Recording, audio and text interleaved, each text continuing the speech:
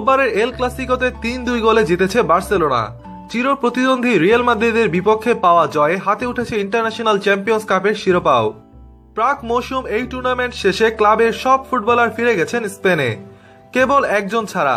International champions কাপে বার্সায় ফুটবলারদের মধ্যে সবচেয়ে বেশি আলো ছাড়িয়েছে বার্সেলোনার তারকা নেইমার। আর তিনি স্পেনে যাননি, তার গন্তব্য ছিল চীন। সেখান থেকে এরপর কাতারে যাবেন বেশ কয়েকদিন ধরে দলবদলের বাজারে সবচেয়ে আলোচিত থাকা এই নেইমার। অবশ্য ধারণা করা হচ্ছে নেইমারের কাতার সফরেই এতদিনের আলোচনায় জ্যোতিচিহ্ন পড়বে। পিএসজির মালিক পক্ষের সঙ্গে সরাসরি কথা বলতে কাতারে গেছেন এই ফুটবলার। এরকম গুঞ্জনে সরগরম ফুটবল দুনিয়া। এ সপ্তাহের মধ্যেই নাকি ফরাসি ক্লাবটির সঙ্গে চুক্তি সই করবেন নেইমার। হঠাৎ কি এমন হলো নেইমার মুহূর্তেই বদলে ফেললেন সব সিদ্ধান্ত। নেইমারের বার্সা ছাড়ার পিছনে 5টি কারণ রয়েছে। প্রথমত হলো সেরা হতে চাওয়া। 13 বছরের মধ্যে 5 জন ব্রাজিলিয়ান খেলোয়াড় 8 বার ফিফার বর্ষসেরা পুরস্কার জিতেছিলেন, যেটা পরবর্তী প্রজন্মের জন্য একটি মানদণ্ড ঠিক করে দেয়।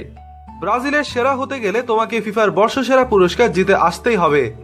নেইমারের বার্সা ছাড়তে চাওয়ার সবচেয়ে বড় কারণ হিসেবে এখন এটি দেখা হচ্ছে, যে দলে আপনার চেয়ে ভালো কেউ থাকবে তাকে টপকে আপনার পক্ষে সেরা হওয়া সম্ভব নয়।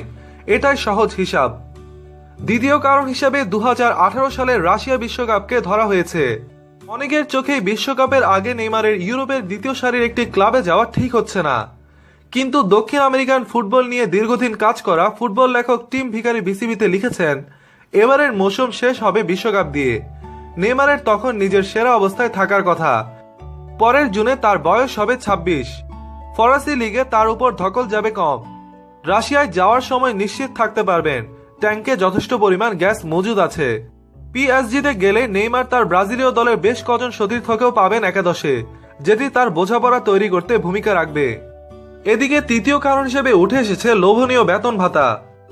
222 মিলিয়ন ইউরো দিয়ে নেইমারকে কেনার পরপরই নেইমারকে 40 মিলিয়ন ইউরো দেওয়া হবে। এখানেই শেষ নয়, নেইমার পিএসজি বোর্ডের মালিকানাধীন হোটেলগুলো লভ্যাংশ পাবেন একটি ব্যক্তিগত জেট বিমানও।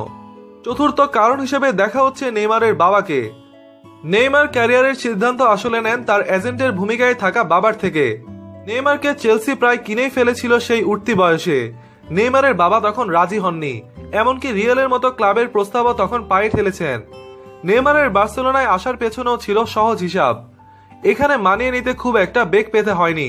বার্সেলোনায় 4 মৌসুম কাটানোর পর নেইমার সিনিয়র মনে করেন তার ছেলের জন্য এখনই সঠিক সময় ক্লাবটি বদলানোর।